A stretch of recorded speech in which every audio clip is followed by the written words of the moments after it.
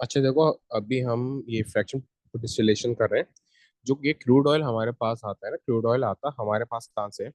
जो organic material होता है ना, जैसे कि इंसान हो गए, जानवर हो गए, यानी कि लिविंग थिंग्स हो गए ना, जिसमें इंसान होते हैं, जानवर आ गए, बर्ड्स आ गई, एक्वेटिक लाइफ हो गई, मछलियां वगैरह हो गए, और इससे पहले के जो डायनासोर्स वगैरह, इस टाइप के जो सारे स्पीशीज होते थे, जब वो मरते हैं तो अर्थ इनको एब्जॉर्ब करती है। सही है। जो उनका ये टिश्यूज होते हैं, जो उनका नरम पार्ट होता है, टिश्यूज होते हैं, उनसे अर्थ क्या करती है, मिलियंस ऑफ ईयर्स का माइक्रो ऑर्गेनिज्म के साथ रिएक्शन करके उनका उनको ये क्रूड ऑयल में चेंज करती है। सही है।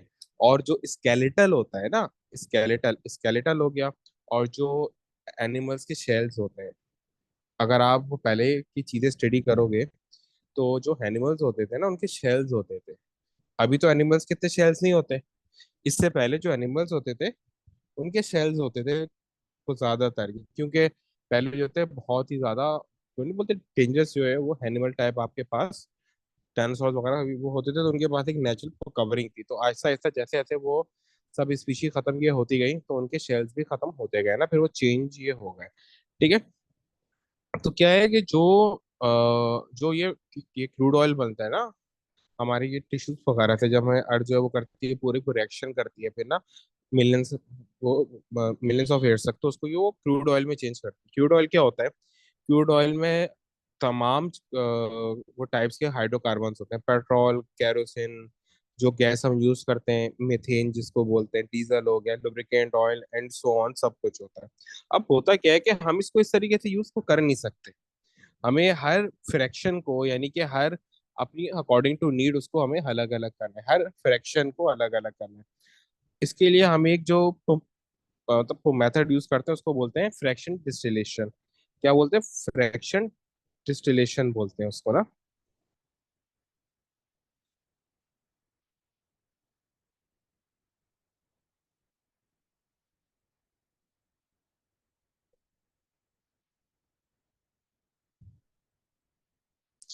इस मेथड का नाम है फ्रैक्शन डिस्टिलेशन।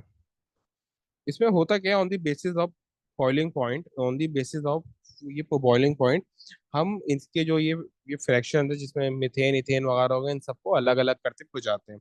अब होता क्या है, हम क्या करते हैं कि हमारे पास इस तरीके से कॉलम होता है जो बना हुआ है। हम क्या करते हैं, यहाँ से क्रूड ऑयल एंटर को कराते हैं और उसको हीट करते हैं। ठीक है। अब देखो, जो छोटी चेंज होंगी ना, जो छोटी चेंज होंगी, जिस तरीके से CH4 हो गया, सही है, जो एक कार्बन दो कार्बन, चेन जितनी छोटी होती है उतना कम उसका बॉइलिंग ये पॉइंट होता है। चेन जितनी छोटी होगी, बॉइलिंग पॉइंट उसका उतना कम होता है। ऐसे सबसे ऊपर गैस जा रही है, इसको बोलते हैं मीथेन ना, रिफाइनरी गैस। अब ये होता क्या है कि इसमें और भी गैसेस होती हैं, लेकिन सबसे जो जितना ज्यादा वो कार्बन की चेन छोटी होगी, जितने वो कम कार्बन होंगे, बॉइलिंग पॉइंट उतना ही वो कम होता है। हम क्या करते हैं, उसको हीट करते हैं, और एटलीस्ट जो है वो 500 तक हीट करते हैं, 500 डिग्री सेल्सियस तक हीट करते हैं। तो होता क्या है, जो सबसे छोटे फ्रैक्शंस होते हैं, जब हम फॉरन हीट देना स्टार्ट करते हैं ना, तो वो सबसे पहले क्या होता है, वो बॉयल होते हैं। अब जाहिर सी बात है, फ्रैक्शन जो सबसे छोटा होगा वो सबसे ऊपर की तरफ वो करेगा ट्रेवल। तो जो सबसे छोटा ये ये फ्रैक्शन होता है, ये ऊपर की तरफ को ट्रेवल करता है। यहाँ पे ये बॉयल हो जाता है, ये लिक्विड फॉर्म से गैस फॉर्म में चले जाते हैं, तो बॉयल हो जाता है। जैसे रिफाइनरी गैस है, जैसे यहाँ पे हमारे पास ये रिफाइनरी गैस दी हुई है ना, ये क्या दी हुई है? रिफाइनरी गैस हमारे पास दी हुई है। सही है। रिफाइनरी गैस का रिफाइनरी गैस जो हमें सबसे ऊपर दी हुई है, रिफाइनरी गैस का बॉइलिंग पॉइंट है वो 20 डिग्री सेल्सियस। तो क्या होता है, ये सबसे पहले रिफाइनरी गैस जो है वो गैस में आ गई, गैस में चेंज हो गई, वो बॉयल हो गई। फिर ये क्या करती है, ये ऊपर ट्रेवल अपना स्टार्ट करता है। रिफाइनरी गैस ऊपर अपना ट्रेवल स्टार्ट करती है। अब ये जैसे ऊपर ये हो जाएगी ना, तो ये अपना टेम्परेचर लूज वो करती हो जाएगी। क्यों? वो रीजन क्या है कि जब ये ऊपर जाएगी तो ये हीट डिसिपेट करती हो जाएगी, क्योंकि नीचे हीट ज्यादा है, ऊपर हीट तो कम है। तो ये ऊपर जाके क्या करेगी, अपनी हीट डिसिपेट करती हो जाएगी। ठीक है। और ये यहाँ से बाहर को निकल जाती है। ठीक है। अब क्योंकि ये गैस को बन गई है, तो क्या है कि ये ये 20 डिग्री सेल्सियस से ज्यादा हीट गेन कर लेती है, अपना टेम्परेचर बहुत ज्यादा परेज कर लेती है। तो ये ऊपर पहुंचाते जाते क्या है, हीट लॉस करते पहुंचाती है, और ये ऊपर एज अ फ्यूल के तौर पे ये रिफाइनरी गैस निकल जाती है। इसी तरीके से फिर उसके वो बाद मेरा, जैसे ये पेट्रोल है, पेट्रोल को बॉईल कितने पे हो रहा है, 70 डिग्री सेल्सियस पे हो रहा है। तो ये भी यहाँ पे बॉईल हुआ, और ये भी बॉईल होके जाहिर सी बात है वो गैस ऊपर जाती है, ये ऊपर हो जाएगा, और ये ऊपर जाते जाते क्या करेगा, अपना टेम्परेचर लूज को करता जाएगा। ये टेम्परेचर लूज कर रहा है। एक वक्त ऐसा जब ये यहाँ पे पहुंचा, तो ये इसने इतना टेम्परेचर लूज कर दिया कि ये 70 डिग्री सेल्सियस से भी वो नीचे आ गया। जब ये 70 डिग्री सेल्सियस से वो नीचे आएगा, तो ये गैस से वो लिक्विड में चेंज होएगा। जब ये 70 डिग्री सेल्सियस से तो ये नीचे आ जाएगा, तो ये गैस से वापस तो लिक्विड में चेंज हो जाएगा, और ये सब यहाँ पे जमा होके एज अ पेट्रोल की तरह यहाँ बाहर को निकल जाएगा। पहले क्या हुआ, हमने हीट किया इसको नीचे, हीट किया तो ये बॉईल हुआ। अब ये इसका बॉइलिंग पॉइंट था 70 डिग्री सेल्सियस। तो जब ये एक दफा वो बॉईल हो गया, गैस हो गया, तो इसकी अब टेम्परेचर की लिमिट तो खत्म हो गई। अब क्योंकि ये गैस बन गया, तो उसने बहुत ज्यादा टेम्परेचर लेट से 200 डिग्री सेल्सियस ये गेन कर लिया। अब क्योंकि इसका एमआर कम है, तो ये ऊपर की तरफ को ट्रेवल करेगा, ये लाइटर पर गैस है, ये ऊपर की तरफ ट्रेवल करेगा, तो ये अपनी जो वो टेम्परेचर है वो लूज करता हो जाएगा ऊपर। जब ये इस पॉइंट पे पहुंचेगा, इस पॉइंट पे सबसे ऊपर, तो यहाँ पे ये तो क्या ये इसके साथ होगा, ये इतना टेम्परेचर लूज कर देगा कि ये 70 डिग्री सेल्सियस से भी वो नीचे आ जाएगा। जब ये 70 डिग्री सेल्सियस से वो नीचे आ जाएगा, तो वापस ये गैस से लिक्विड में चेंज हो जाएगा, और यहाँ यहाँ पे हम इसको बाहर को निकाल लेंगे एज ओवर प्रोडक्ट। इसी तरीके से फिर वो नेप्था आ गया, नेप्था के साथ भी ऐसी होगा, नेप्था को हम हीट करेंगे, 120 डिग्री सेल्सियस ये रीच कर जाएगा। ठीक है, जब ये रीच करेगा, तो ये बॉयल हो जाएगा, ये वो लिक्विड से गैस में चेंज हो जाएगा। लेकिन जब ये एकदम गैस बन गया, तो इसकी जो टेम्परेचर की लिमिट थी, जब ये लिक्विड था 120 डिग्री सेल्सियस, अब वो खत्म हो गई। अब ये और टेम्परेचर गेन ये करेगा, और फिर ये ऊपर वो ट्रेवल स्टार्ट करेगा टेम्परेचर को गेन करने के बाद। जब ये यहाँ पे पहुंचेगा, तो यहाँ पर ये लिक्विड में चेंज हो जाएगा। क्यों? क्योंकि अपना वो टेम्परेचर ये ऊपर जाते आते इतना ये लूज को कर देगा कि वो 120 से भी नीचे आ जाएगा। जैसे ही ये 120 से नीचे आएगा, तो ये गैस से लिक्विड में चेंज हो जाएगा। गैस से लिक्विड में चेंज होगा, तो ऐसे ये नेफ्था बाहर आ जाएगा। इसी तरीके से सबके साथ होगा ऐसा। कैरोसिन के साथ भी ऐसी है, इसका 180 है। अब होता क्या है, एंड में जो जिन फ्रैक्शंस का बॉइलिंग पॉइंट बहुत ज्यादा होता है, हम फिर उनको बॉईल नहीं करते, उनको हम जो है वो हम एक लिमिट तक टेम्परेचर को देते हैं। फिर एक वक्त ऐसा आता है कि रेंज खत्म हो जाती है, वो रेंज खत्म हो जाती है ना। अब जितना आपने टेम्परेचर को देना था वो दे दिया। अब एक चीज हमारी यूज होती है जिसको बोलते हैं प्यूटेमिन, जो हमारे रोड्स बनाने में यूज होती है। ये जो होता है, इसका टेम्परेचर, इसका बॉइलिंग पॉइंट बहुत ज्यादा होता है, हम इसमें इतना टेम्परेचर को देते नहीं है, तो ये लिक्विड की फॉर्म में पर रहता है।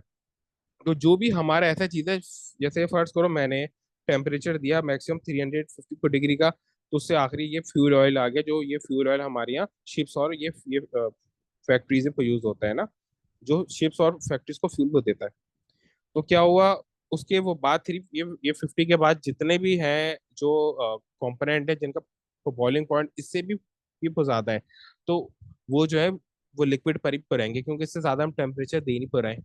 तो वो क्या होंगे, वो नीचे एज ए रेजिड्यू हम उनको टेक आउट कर लेंगे एज आर प्रोडक्ट। ये जो होते हैं ना, ये इनका इतना यूसेज होता नहीं है। जो छोटे प्रोडक्ट होते हैं उनका ज्यादा यूसेज होता है एज अ फ्यूल। हाइड्रोकार्बन में जो छोटे ये प्रोडक्ट होते हैं उनका ज्यादा यूसेज होता है एज अ फ्यूल। जो बड़े प्रोडक्ट होते हैं उनका ऐसे ये यूसेज नहीं होता, उनको यूज किसमें करते हैं, ये बेंजीन में होता है यूज, लुब्रिकेंट ऑयल में यूज होता है लुब्रिकेशन में। इसी तरीके से जो हम हमारे यहाँ जो रोड्स बनते हैं उनके ऊपर एक चारकोल जो हम जिसको बोलते हैं उर्दू में ना, क्या होता है कि हम उसके ऊपर एक, आपने तो देखा होगा, एक ब्लैक लिक्विड हम वो डालते हैं परोठे, वो बिटुमेन होता है, वो यही होता है, यहीं से वो निकलता है, लेकिन वो हमारे लिए इतना यूजफुल नहीं होता। वो ऐसे हमारा ये वेस्टेज होता है जिसको हम ये कुछ ना कुछ यूज में लेके आ जाते हैं। तो ये हमारा क्या है, ये हमारा फ्रैक्शन डिस्टिलेशन होता है, सही।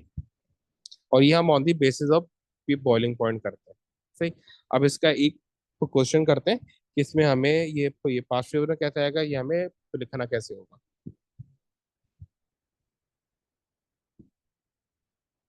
ठीक है सर। अच्छा देखो, अब ये मेरे पास क्वेश्चन है।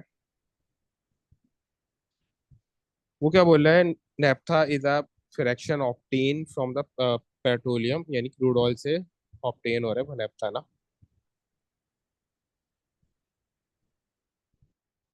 सही। और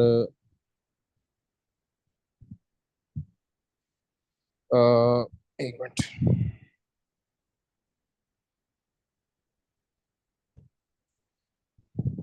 नेप्था इज अ फ्रैक्शन, एक मिनट भाई, is a fraction that is obtain from crude oil यानी पेट्रोलियम। क्रूड ऑयल को ये पेट्रोलियम भी बोलते हैं। Explain how the naphtha is obtain from crude oil, जो मैंने अभी तुम्हें पूरा एक्सप्लेन किया है उसी को हम लोग को लिखना है। सबसे पहले क्या होता है, क्रूड ऑयल इज हीटेड,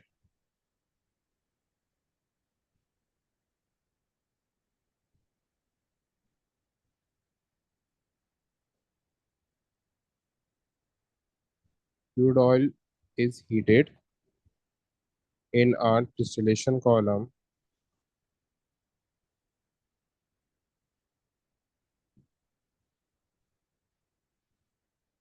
ये डिस्टिलेशन कॉलम में हीट होता है, ठीक है। जी sir. Then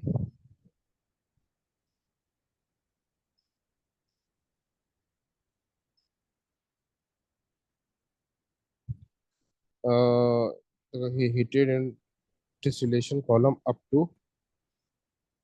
boiling point up to boiling point of different component of hydrocarbon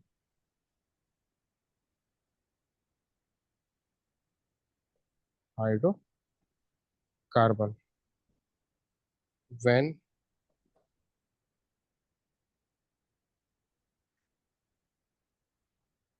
hydrocarbon boils,